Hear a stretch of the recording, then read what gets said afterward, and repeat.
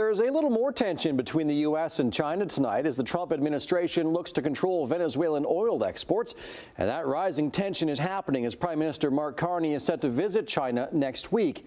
Also, Carney and other world leaders continue to navigate President Trump's focus on Greenland, a Danish territory. Experts say if the U.S. took the Arctic island by force, there's very little other countries could actually do about it.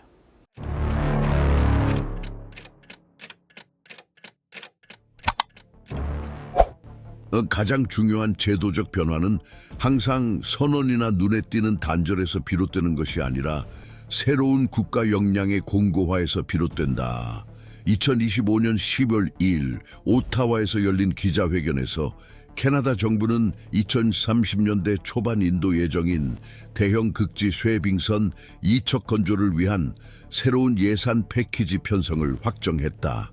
이 발표는 여러 인프라 투자 중 하나로 제시되었지만 2023년 중반부터 캐나다 국방 및 외교 정책의 배후에서 논의되어 온 전략적 전환점을 공식화한 것이었다. 단순한 물류 현대화 프로젝트를 넘어 이 연방 계획은 북극에서의 운영 주권 체제를 재구성하는 것으로 캐나다와 미국 간 협력 구조에 직접적인 영향을 미칠 전망이다. 50년 이상 만에 처음으로 캐나다의 북서 항로에 대한 주장은 단순한 법적 논쟁을 넘어 지금까지 워싱턴이 국제 항로로 취급해온 해역에 대한 영구적 물리적 존재로 뒷받침되기 시작했다. 이처럼 형태상 은밀한 태도 변화는 오타와가 권리를 주장했지만 통제권을 행사하지 않았던 역사적 패턴을 깨뜨린다. 항구건설, 해안감시 확대, 연중 해군 작전 계획은 캐나다 정부가 단순히 주권을 주장하는 데 그치지 않고 구축된 기술 역량과 자립적 물류 지원을 바탕으로 실질적으로 주권을 행사할 의도를 시사한다. 이 사건의 영향은 당시 회의실 안에서 벌어진 일에 국한되지 않았다. 미국 의회 산하 분석 센터들이 공개한 내부 보고서에서 캐나다의 변화는 대륙 안보 이익에 전략적으로 중요한 것으로 평가되었다. 비록 미국과의 공식적 단절을 의미하지는 않지만 새로운 입장은 나토 및 북미 항공우주 방위사령부 노렛 내에서 운영적 긴장 고조를 암시한다. 전통적으로 동맹국 간 해결 가능한 법적 불일치로 취급되던 북서 항로 문제는 이제 실질적 변수들을 수반하게 된다. 검사를 받아야 하는 선박, 항해 서비스에 대한 지불, 환경 규정 적용, 항해 시 현지 조종사 요구 등이다. 법적 추상성을 실질적 통제로 전환함으로써 캐나다는 1988년 북극협력협정 Arctic Cooperation Agreement 미국의 사전 통보 조건으로 해당 지역 통과를 허용했으나 해당 해역의 국제적 성격에 대한 입장을 변경하지 않았던 이래 확립된 외교적 균형에 대한 재평가를 강요하고 있다. 이제 운영 규정 준수 요구는 대서양 동맹 회원국 군함에도 적용될 수 있어 상호 신뢰에 기반한 암묵적 예외 체제를 변경하게 된다. 워싱턴의 반응은 아직 절제되어 있지만 국무부 관계자들은 오타와가 일방적으로 결정을 내리는 방식에 대해 불편함을 표시했다. 하원 군사위원회 소속 의원들은 캐나다의 인프라 확충이 실제로 대서양과 태평양 간 전략적 보급 및 해군 자산 이동에 중요한 항로에서 미국 함정의 항행의 자유를 제한할 수 있다고 평가한다. 이 우려는 법적 선례뿐만 아니라 가까운 동맹국들이 특정 압력해서 대륙적 협력에 대한 전통적 기대와 상반되는 방식으로 지정학적 우선순위를 재조정할 수 있다는 신호에 대한 것이다. 이것이 다른 나토 회원국들에 미치는 영향은 아직 분석 중이지만 캐나다의 전환에 발맞춰 북극에서의 자체적 존재감을 확대하려는 북유럽 국가 대표들 간의 기술적 회의가 이미 기록된 바 있다. 이러한 움직임은 북부 지역의 재편이 양자간 문제에서 더 광범위한 구조적 변화로 진화하여 다자간 차원의 북극 공간 거버넌스 모델에 영향을 미칠 수 있음을 시사한다. 실질적으로 현재 상황은 수년 전부터 시작된 누적적 과정의 결과이지만 최근 압력에 의해 촉발되었다. 2024년부터 미국이 일방적으로 부과한 무역 조치와 캐나다의 자율성에 대한 공개적 폄하 발언은 워싱턴과의 암묵적 합의에 의존하는 것이 더 이상 안정성을 보장하지 못한다는 내부 인식을 가속화했다. 오타와의 대응은 국방부와 인프라부 기술부서가 주도하여 항구, 쉐빙선, 센서 및 북부 군사 배치에 대한 실질적 투자를 우선시했다. 단계적으로 공개된 실행 계획은 민족주의적 수사를 피하지만 점증하는 작전적 야망과 북극 물류 통로에 대한 주권이 단순히 권리로만 인정받는 것이 아니라 지속적이고 검증 가능한 행위를 통해 인정받기를 바라는 명백한 의지를 드러낸다. 이러한 유형의 변화는 대중의 즉각적인 관심을 끌기 어렵지만 지역 안보 및 해상 무역 전문가들은 주권적 물류 역량 구축이 관련 모든 주체들의 위험 및 권력 계산법을 변화시킨다고 지적한다. 단순히 기능하는 항구와 겨울철 순찰이 가능한 선박이 존재한다는 사실만으로도 미국이 형식적인 법적 이견을 유지하더라도 캐나다의 실효적 권위는 실질적으로 도전받기 어렵다. 즉 존재 자체가 논리의 역학을 바꾼다는 의미다. 향후 10년 동안 분쟁의 초점이 선언적 영역에서 운영적 영역으로 이동하고 합법성에 대한 논의가 점차 접근 프로토콜, 상호성, 요구되는 기술 표준에 대한 협상으로 대체될 것이라는 경향이 있다. 따라서 이러한 제도적 변화를 지속적으로 상세히 추적하는 것은 선언문에서 변화하는 내용뿐만 아니라 권력 메커니즘이 재구성되는 방식을 이해하는 데 도움이 된다. 이 체스판 위의 각 움직임을 주의 깊게 관찰할 때 동맹국들이 단절이 아닌 존재 자체의 재구성을 통해 자신의 위치를 재편하는 방식을 엿볼 수 있다. 이러한 맥락에서 캐나다의 북서 항로에 대한 주권 논쟁은 잔여적 법적 교착 상태로 다루어지던 것에서 벗어나 북극 지역에서 서로 다른 영토 거버넌스 모델 간 실질적 분쟁의 대상으로 전환된다. 캐나다가 그간 미개척 수역에서 모니터링, 규제 및 서비스 제공을 위한 자급자족형 인프라 구축을 시작하는 순간부터 논의의 초점은 국제법 해석이 다분한 지역에서 권위를 행사하는 메커니즘으로 이동한다.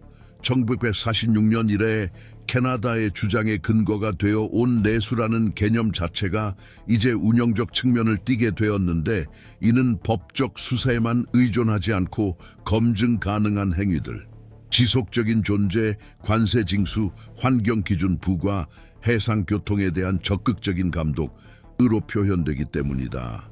이러한 존재감의 진화는 전통적 파트너들과의 관계를 변화시키고 미국 국방 및 외교기관들에게 러시아와 중국 같은 팽창주의적 야심을 가진 다른 글로벌 행위자들이 인용할 수 있는 선례를 만들지 않으면서 대응해야 하는 과제를 안겨준다.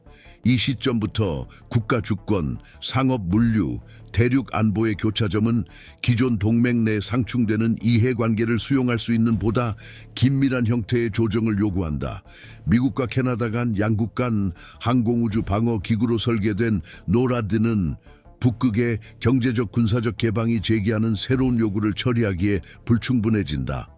전술적 협력과 전략적 차이의 긴장은 특히 미국, 중국 또는 러시아 선박들이 노스웨스트 항로를 점점 더 빈번하게 이용하기 시작하면서 더욱 두드러지게 나타난다. 이들은 종종 편의를 위한 깃발을 달고 규제 매개 변수에 대한 확고한 합의가 이루어지지 않은 상태에서 지속되는 규범적 공백 사이를 누비며 운항한다. 그 결과 각 당사자가 다른 관련 행위자들과의 전면적 결렬을 유발하지 않으면서도 조용히 제도적 입지를 강화하려는 통제된 모호성의 환경이 조성된다. 이러한 수렴은 캐나다의 북부 지역 쉐빙선, 레이더, 항만 인프라 및 군사 훈련에 대한 투자가 워싱턴에 의해 개별적으로 분석되지 않고 더 광범위한 지정학적 재편의 일부로 인식되는 이유를 이해하는 데 도움이 된다. 최근 북극 이사회 회의와 나토 병행 회의에서 유럽 외교관들은 캐나다의 주장에 암묵적 지지를 표명했으며 특히 자국 지역에서 전략적으로 중요한 해역에 대한 통제권을 공고히 하는 데 유사한 도전에 직면한 국가들이 그러했다. 대서양 동맹에 새로 가입한 스웨덴과 핀란드는 캐나다와 공동 극지 순찰 및 물류 상호 운용성 훈련을 협력해 왔으며 이는 북극의 북방 전선을 구축하는 방안이 배제되지 않음을 시사한다. 이러한 기술적 협력의 진전은 다자간 협정으로 공식화되지는 않았지만 캐나다의 정책 전환이 구조적 성격을 띠고 있음을 강화하며 오타와의 북극 정책이 워싱턴과의 역사적 유대를 공식적으로 유지하면서도 자체적인 속도로 운영되기 시작했음을 시사한다. 법적 관점에서 노스웨스트 해협을 국제 해협으로 분류할 것인지 내수로 분류할 것인지에 대한 분쟁은 여전히 해결되지 않은 상태다. 미국 당국이 자주 인용하는 유엔 해양법 협약 제38조는 국제 항해에 이용되는 해협에 대한 무해 통항권을 보장한다. 반면 캐나다는 군도와 내해로 구성된 자국 북극 지역의 독특한 지리적 특성이 일반 규정의 예외를 정당화한다고 주장한다. 수십 년간 이 불일치는 전략적 침묵과 1988년 체결된 사전 통보 협정 등을 통해 관리되어 왔다. 그러나 운영적 존재감의 확고화는 각 주장의 상대적 무게를 바꾼다. 이전에는 법적 해석의 문제였던 것이 이제는 설치된 능력, 효과적 통제, 그리고 항로 이용자들의 실질적 수용이라는 측면에서 측정되게 되었다. 2035년까지 이 항로의 연간 교통량이 전 세계 해상 무역의 최대 5%에 달할 것이라는 전망은 이 문제의 중요성을 더욱 부각시킨다. 특히 이 물량이 연간 수백억 달러 규모의 거래량에 해당한다는 점을 고려하면 더욱 그렇다. 이러한 새로운 차원의 중요성은 중국과 같은 지역 외의 국가들의 관심도 끌고 있다. 중국은 스스로를 북극 인접국으로 선언하며 쇠빙선 기술, 과학 탐사, 북유럽 국가들의 인프라 프로젝트 참여에 막대한 투자를 해오고 있다. 베이징에게 북서 항로의 국제적 통로로서의 암묵적 인정은 전략적 운송의 대체 경로에 대한 지속적인 접근을 허용하여 수에즈 운하와 파나마 운하 등 미국의 영향력 아래에 있는 수로에 대한 의존도를 낮출 수 있다. 워싱턴에 있어 이는 단순한 물류적 위험을 넘어 직접적인 군사적 취약점으로 작용할 수 있다. 비동맹국 선박에 대한 북미 대륙 방어 경계가 약화될 수 있기 때문이다. 전문 언론에 부분적으로 유출된 국방부 기밀 문서에서 국방 분석가들은 북극 항로 개방을 이중적 성격의 도전으로 묘사한다. 신뢰할 수 있는 파트너와의 교역을 용이하게 하는 동시에 효과적인 법적 억제 메커니즘 없이 전략적 적대국들의 접근 위험을 증대시킨다는 것이다. 여기서 드러나는 제도적 역설은 다음과 같다. 수십 년간 북서 항로가 국제적이라는 점을 주장해온 미국은 다른 행위자들이 동일한 논리를 이용해 미국의 이익에 반하는 행동을 할 수 있는 법적 조건을 조성한 셈이다. 캐나다가 항로 전역에 걸쳐 감시, 규제 및 서비스 제공 역량을 구축하는 순간 워싱턴은 역사적 입장을 재검토해야 한다는 압박을 받게 된다.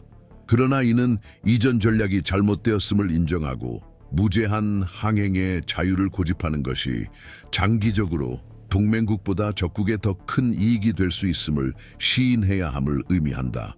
이러한 전환을 어떻게 이끌어갈지에 대한 합의는 없지만 국무부와 국가안보회의 관련 기술부서들은 공유된 안보와 신뢰할 수 있는 동맹국들의 대륙 통제 강화에 중점을 둔 보다 실용적인 접근법을 주장해왔다. 수역에 대한 주권을 공식적으로 인정하지 않더라도 캐나다의 존재를 암묵적으로 수용하는 방안이 검토되고 있으며 특히 지역 방어 체계의 결속력을 유지하는 상호 운용성 및 상호주의 프로토콜과 연계될 경우 가능성이 높아진다. 이러한 제도적 연계에 대한 지속적인 관찰은 해당 체계가 공개적 선언뿐만 아니라 정부 조치의 실질적 내용에 어떻게 반응하는지 이해하는 데 도움이 된다. 쇠빙선 건조, 항만 현대화, 군사력 증강은 단순한 물류적 대응이 아니라 향후 몇 년간 국가들이 추구할 방향을 시사하는 전략적 재편의 도구다. 민감한 지정학적 환경에서 권력 구조의 작동 방식을 관찰하는 이들에게 이러한 신호를 사전에 포착하는 것은 아직 구체화되지 않은 딜레마를 이해하는 데 필수적이다. 수집된 정보를 바탕으로 캐나다의 노스웨스트 통로에 대한 행위는 국제법 및 현대 지정학 분석가들에 의해 상반된 방식으로 해석되기 시작했다. 법률 이론의 한 주요 흐름은 인프라 확장과 지속적인 감시 활동이 영토 연속성과 내수역으로 간주되는 군도들에 대한 주권 행사에 기반한 역사적 주장을 구체화하기 위한 정당한 수단이라고 주장한다. 반면 다른 전문가들은 이러한 관행이 공식적으로 확립된 다자간 해결책 없이 분쟁 수역을 독점적 통제체제에 가깝게 만드는 더 광범위하고 민감한 효과를 초래할 수 있다고 경고한다. 이러한 규범적 근거와 실질적 효과 사이의 긴장은 국가들이 국경 지역의 권위를 행사하는 방식에 대한 고전적 논쟁을 재점화하며 특히 해당 지역이 기후, 안보, 전략적 광물 자원과 관련된 이해관계가 집중된 경우 더욱 그러하다.